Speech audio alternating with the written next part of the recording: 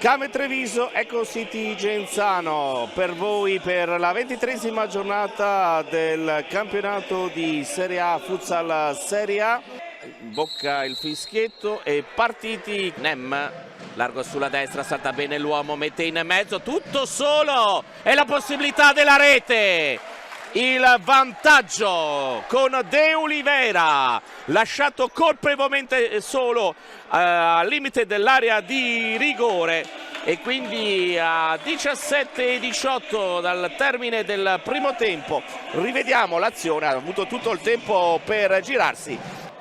C'è il corner con Luis Felipe, entrato anche lui, cerca di girarsi Giappa, pallone calciato che si alza, va vicinissima nuovamente alla pareggio la formazione di Treviso. Walax, e questa volta ci mette le mani veramente. Di Ponto non si fa sorprendere da questo tiro centrale da parte del giocatore della Came. Ancora una volta incredibile, e questo si tratta veramente di sfortuna. Gol praticamente fatto, pallone che finisce sul palo e poi sulla ribattuta Giappa mette fuori.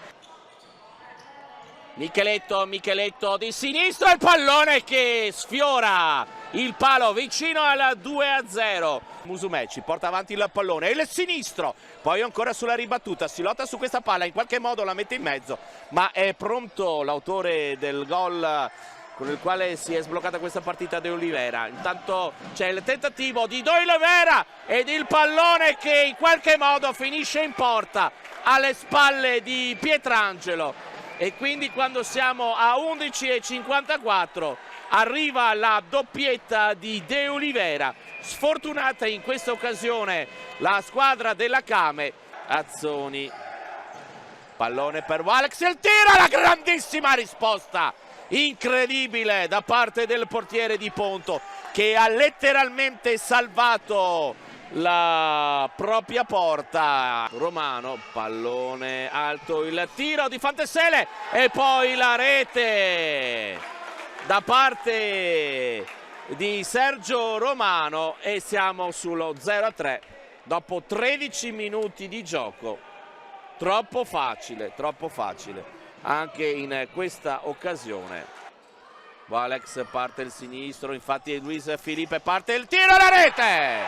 Avevamo letto le intenzioni da parte della Came, è arrivato il gol della formazione bianco-blu con la rete di Luis Felipe a 6:19. Il pallone l'Eco City, ma c'è ancora Walex, il tiro al palo clamoroso.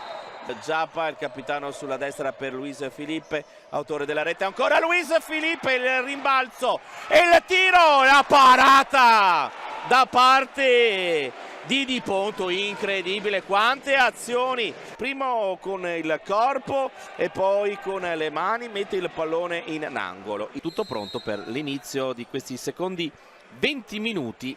Tanto dopo pochissimi secondi arriva nuovamente un'azione decisamente pericolosa, l'arbitro fa proseguire Giappa, la chiusura ancora Giappa, scivola, Donin parte il tiro e con le mani la chiusura ottima, c'è la ripartenza di Fantesele e in qualche modo Pietrangelo gli chiude lo specchio.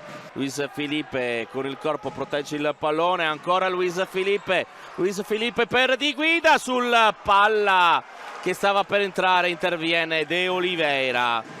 Rivediamo, pallone per Loris Di Guida ed eccolo qui l'intervento del numero 14. E ancora Taborda che si lancia in avanti a recuperare il pallone di ritorno che gli arrivava dalla sinistra da parte di Siddi, che ora deve difendersi da questo tentativo da parte di Fantesele. Arretra per farselo consegnare, invece si decide per andare per la parte destra e il pallone che va in rete. Musumeci, anzi Luis Felipe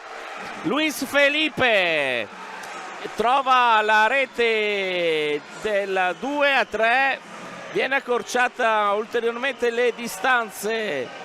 Donin parte il tiro, incredibile, incredibile, la palla è stata toccata all'ultimo istante, in qualche modo cerca di trovare il gol del pareggio in questi ultimi 95 secondi. Parte il tiro e pallone che va in rete, pallone che va in rete con Taborda che riesce a trovare la via del gol. Taborda per il 2-4 a 1:29 di guida. Valex, vediamo se prova a tirare e in qualche modo arriva il gol. Giappa a 32 secondi va a realizzare il 3-4. C'è ancora qualche timida speranza. Pallone che finisce l'MLM verso la metacampo della Came e non c'è più opportunità per rendersi pericolosa da parte della squadra di casa. Si conclude con il risultato che vede la vittoria degli ospiti per 4-3.